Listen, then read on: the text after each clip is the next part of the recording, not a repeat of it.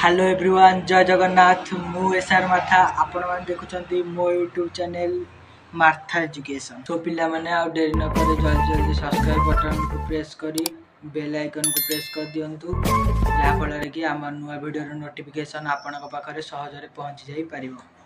तो आपण माने थंबनेल रे देखि पारथिबे आज विषय। चलंतु डेरी न करे जल्दी जल्दी वीडियोटी को स्टार्ट करिबा।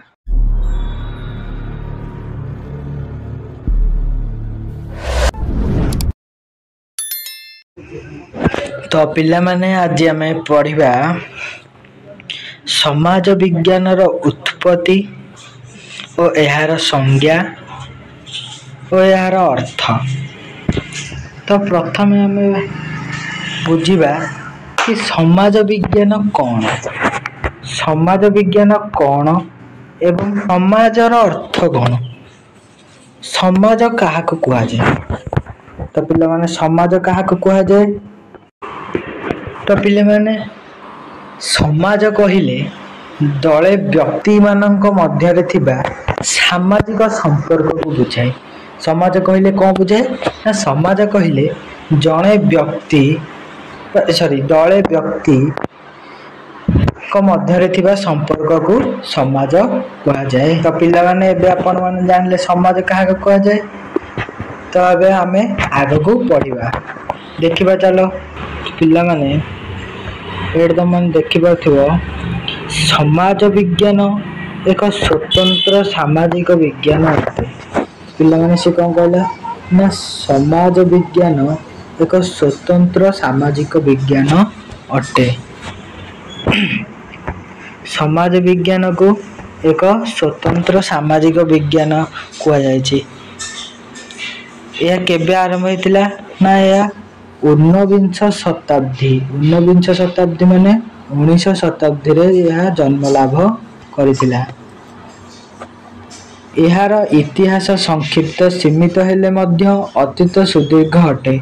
यही विज्ञान पाठ विषय उपस्थान पाई अछि। सामाजिक घटनावली, अर्थनैतिक घटनावली, राजनैतिक घटनावली और राजनैतिक कारण संकटर फलाफल को वैज्ञानिक पद्धति रे परीक्षण करी यार समाधान पंथा निर्णय करिबा यार मुख्य उद्देश्य अटे। माने मुख्य उद्देश्य हैला ना, सामाजिक घटनावली आम समाज रे जे सब घटना घटुची, अर्थनैतिक राजनैतिक संकट, राजनैतिक रे जो समस्या मान देखा दउची तार कारण फलाफल को वैज्ञानिक पद्धति रे परीक्षण करी ताकू समाधान करबा होची एही समाज विज्ञान रो मुख्य लक्ष्य। तो पिला माने यह केबे आरंभ होइतिला ना, यह आरंभ होइतिला 1839 मसिया रे। 1839 मसिया रे एक होइतिला ना, प्रथमे आरंभ होइतिला 1839 मसिया रे। समाज विज्ञान शब्दर प्रयोग होइतिला केबे ना 1839 मसिया रे। याको किए प्रयोग करथिले पिला माने, याको किए प्रयोग करथिले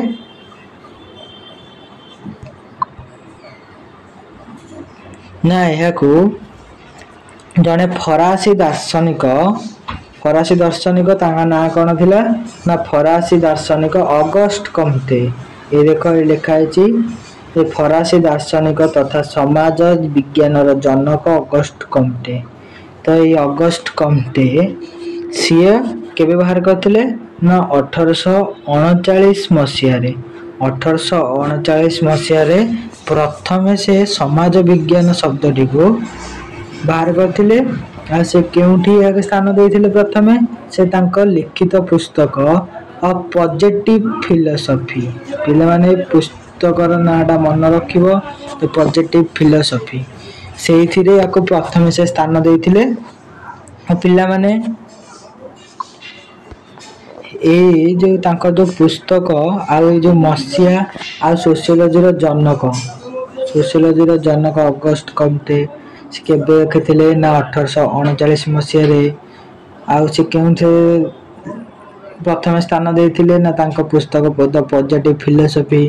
पिला माने एई तीनोटी को आपण माने भल भाबरे मन रखि दियंतु।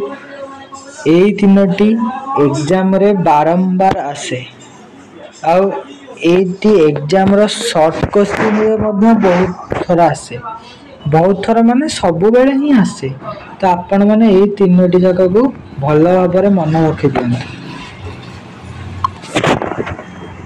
तबे चल आगो को जिबा।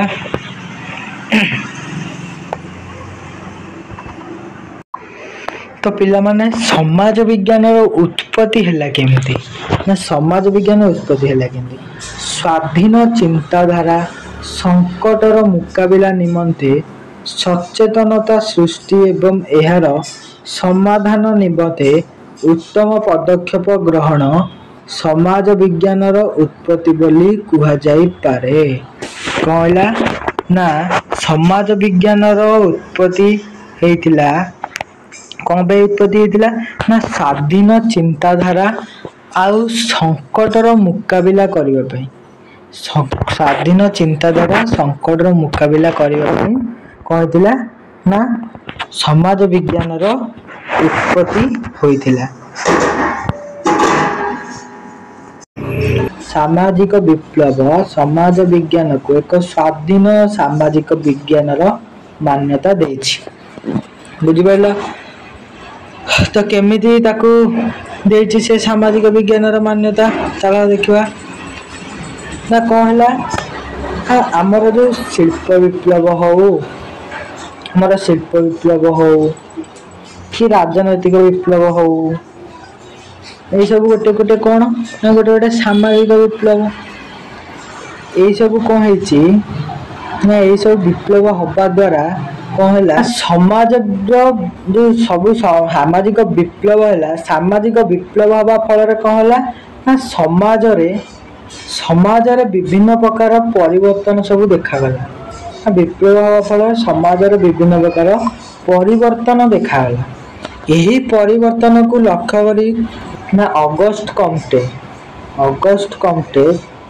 कौन कले ना समाज पुनर्गठन निमंते से गोटे कौन कले ना गोटे विज्ञान आवश्यकता कले से विज्ञान टी कौन ना से समाज विज्ञान से विज्ञान आवश्यकता कले सही समय रे अगस्ट कम्टे समाज एक स्वतंत्र विज्ञान प्रतिष्ठा लगी पड़े।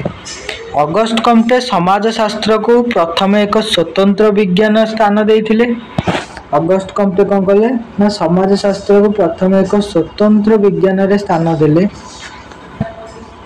जदिओ अन्य सामाजिक विज्ञान सबू समाजर यह पूर्वर निर्दिष्ट दिग को विचार करथिले से अनुभव करथिले जे समाज शास्त्र ही प्रकृत रे एकमात्र विज्ञान जे कि समाजर प्रकृति एवं समाजर समस्या को ठीक रूपे संपूर्ण अनुशीलन करने को समर्थ हम सी कहले आमर अन्य सामाजिक विज्ञान गुड़िक कौन ना आम अन्य सामाजिक विज्ञान गुड़िक हूँ इतिहास राजनीति विज्ञान आमर अर्थनीति यही सब रही अन्य सामाजिक विज्ञान तो से सी कौन कले ना यही सब माने समाजर विभिन्न विभिन्न दिग को अनुशीलन करता तो कौन है सी कौन कले ना गोटे विज्ञान तैयारी करने पे लगी पड़े जहा कि समाजर समस्या को ठीक रूपे अनुशीलन करने को समर्थ है ना तो जहा कि समाजर सबु दिग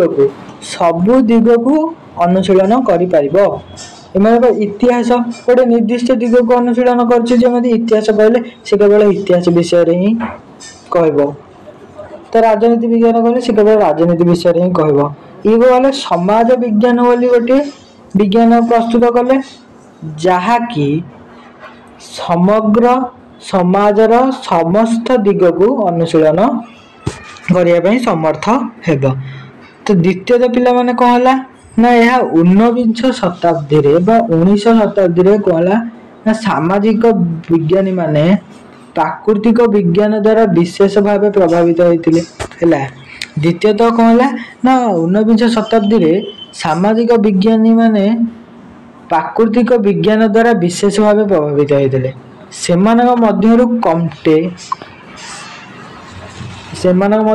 कम्टे स्पेंसर दुर्खाम थिले अन्यतम ସେମାନେ ଯୁକ୍ତି କରିଥିଲେ ଯେ ମାନବ ସମ୍ବଳିତ ଅଧ୍ୟୟନରେ ପ୍ରାକୃତିକ ବା ଭୌତିକ ବିଜ୍ଞାନ ପ୍ରଣାଳୀ ଅବଲମ୍ବନ କରାଯାଇପାରିବ। ମୁଖ୍ୟତଃ ବ୍ୟକ୍ତିର ଅବସ୍ଥା ଓ ସମସ୍ୟାକୁ ସାମାଜିକ ସର୍ବେକ୍ଷଣ ବା ସୋସିଆଲ ସର୍ଭେ ମାଧ୍ୟମରେ ବିଶ୍ଳେଷଣ କରାଯାଇପାରିବ। ତ ପିଲାମାନେ କ'ଣ ହେଲା ନା ଦ୍ୱିତୀୟତଃ ଊନବିଂଶ ଶତାବ୍ଦୀରେ ସାମାଜିକ ବିଜ୍ଞାନୀ ମାନେ ପ୍ରାକୃତିକ ବିଜ୍ଞାନ ଦ୍ୱାରା ବିଶେଷ ଭାବେ ପ୍ରଭାବିତ ହେଲେ। ପ୍ରାକୃତିକ ବିଜ୍ଞାନ ପିଲାମାନେ ତମ କ'ଣ ଯେଉଁ ଆମର ଅଛି ଫିଜିକ୍ସ କେମିଷ୍ଟ୍ରି ଏଗୁଡ଼ା ସବୁ ହେଉଛି ଆମର ଏଗୁଡ଼ା ସବୁ ଫିଜିକ୍ସ ଏଗୁଡ଼ା ସବୁ ଆମର ଯାଉଛି କେଉଁଥିରେ ନା ପ୍ରାକୃତିକ ବିଜ୍ଞାନ।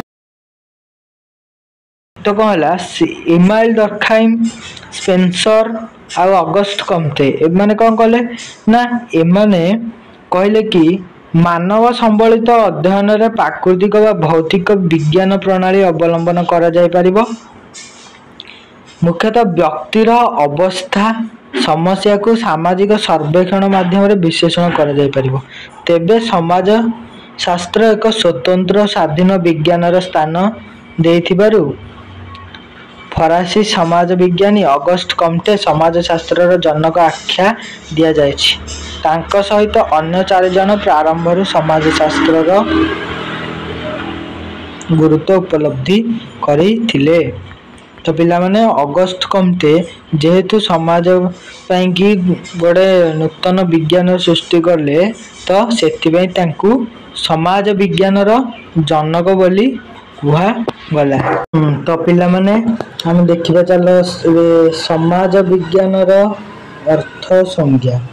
ସମାଜ ବିଜ୍ଞାନର ଅର୍ଥ ଓ ସଂଜ୍ଞା ମିନିଂ ଆଣ୍ଡ ଡେଫିନେସନ୍ସ ଅଫ ସୋସିଓଲୋଜି। ତ ସମାଜ ବିଜ୍ଞାନର ଅର୍ଥ କ'ଣ ନା ଏଇ ସମାଜ ବିଜ୍ଞାନ ବା ସୋସିଓଲୋଜି ଶବ୍ଦଟି ଆମେ ଯେଉଁ କହୁଛେ ସମାଜ ବିଜ୍ଞାନର ଇଂରାଜୀ ଶବ୍ଦଟି ହେଉଛି ସୋସିଓଲୋଜି।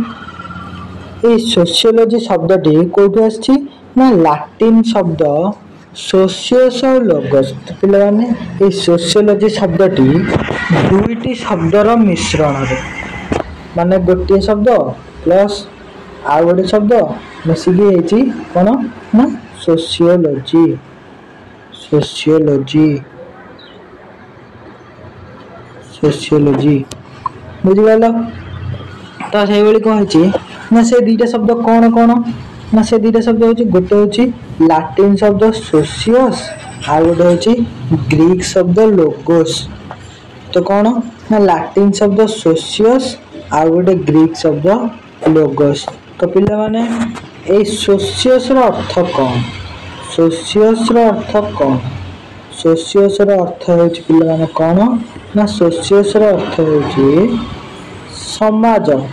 ସୋସିଓସ୍ର ଅର୍ଥ ହେଉଛି ସମାଜ ଆଉ ଲୋଗୋସ୍ର ଅର୍ଥ ହେଉଛି ବିଜ୍ଞାନ।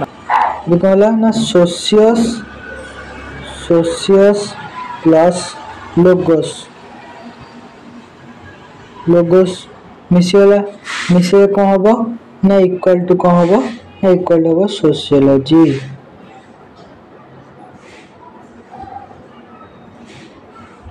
ଇକ୍ୱାଲ୍ ଟୁ ହେଲା ସୋସିଓଲୋଜି। ତ ସେମିତି ପିଲାମାନେ ତ ଏବେ ତମାନେ ବୁଝିପାରିଲ ସୋସିଓଲୋଜିର ଅର୍ଥ କ'ଣ? ସୋସିଓଲୋଜିର ଜନକ କିଏ? ସୋସିଓଲୋଜି କେବେ ଗଠନ ହେଇଥିଲା? ସୋସିଓଲୋଜି ପ୍ରଥମେ କେଉଁ ପୁସ୍ତକରେ ସ୍ଥାନ ପାଇଥିଲା? ବୁଝିପାରିଲ। ଏବେ ପିଲାମାନେ ଆମେ ଦେଖିବା ସୋସିଓଲୋଜିର ସଂଜ୍ଞା।